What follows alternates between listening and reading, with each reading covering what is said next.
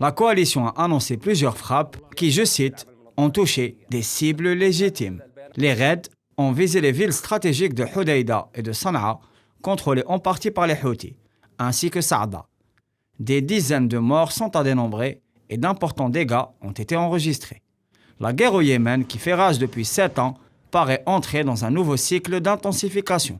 Les fronts de Ma'rib et de Chabwa ont également vu une recrudescence des combats entre les Houthis et la coalition menée par l'Arabie Saoudite. Pour rappel, les Émirats Arabes Unis ont été récemment la cible d'attaques qui ont touché l'aéroport international de Abu Dhabi ainsi que des structures de la compagnie pétrolière ADNOC. Si l'offensive a été revendiquée par Ansar Allah, l'utilisation ou non de missiles balistiques n'a pas encore été clairement établie. En effet, plus de 1500 km séparent le Yémen d'Abu Dhabi. Plusieurs médias sionistes ont d'ailleurs annoncé la volonté des Émirats à renforcer leur système de défense en faisant appel à l'expertise de Tel Aviv à travers l'amplification de la coopération militaire avec Abu Dhabi.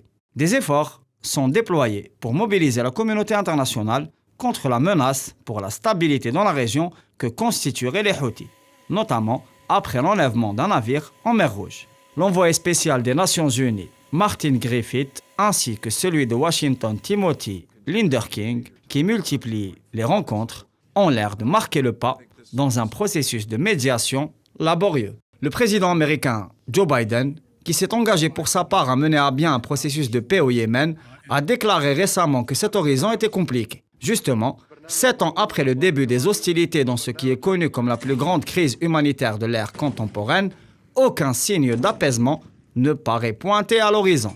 Cette situation ouvre le champ à une action diplomatique arabe qui poserait les bases d'un dialogue nécessaire pour stopper l'hémorragie qui n'en finit pas d'endeuiller cette région cruciale en grande instabilité.